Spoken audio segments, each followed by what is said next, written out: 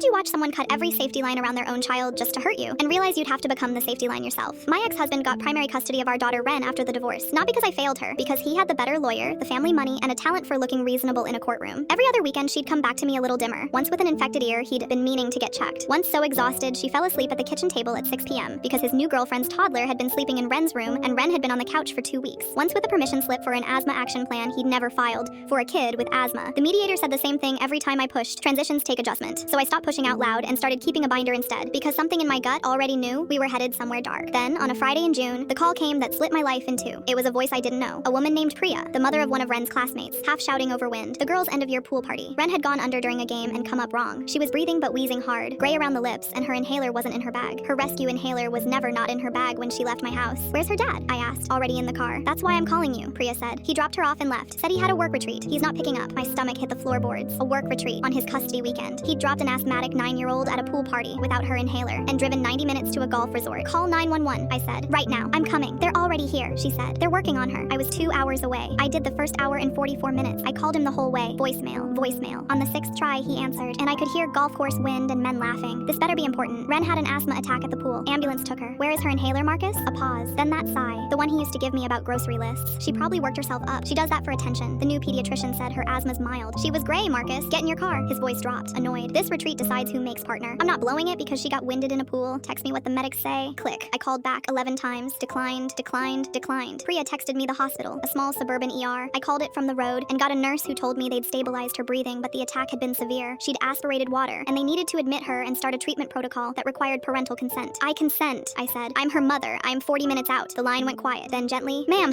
our system shows the father holds sole medical authority. There's an alert on her chart. What alert? She couldn't say much. She didn't have to. I already knew, because he'd smirked about it once 18 months ago, in a hallway outside mediation. During the custody war, he'd filed paperwork making himself sole medical decision maker, and had personally instructed her pediatrician's network that the mother is not authorized. Not because I was unfit, because it was the one lever I couldn't pry back. He'd built a lock around our daughter's medical care with himself as the only key. And now the key was on the 9th hole, declining calls. I called the resort, found the front desk number at a stoplight, told the man who answered that a child was in an emergency room and her father, a guest at the corporate retreat, needed to be physically found and told immediately. We can't interrupt private corporate events for personal matters, ma'am. This is not a personal matter. This is a 9-year-old in respiratory distress. He said he'd leave a note at the desk. I drove the last 30 minutes doing math no mother should ever do. How long a treatment can wait, how long a hospital full of trained people will stand around a signature line, how many minutes of my daughter's lung function his partnership was worth. And somewhere on that last dark stretch of highway, something in me went very quiet and very cold, because I finally understood the binder, the patience, the waiting for the system to notice Mike Hager. None of it was ever going to protect her. The system was the thing he'd weaponized. So when I walked through those ER doors, I wasn't walking in as the mother who documents. I was walking in as the mother who was done asking permission.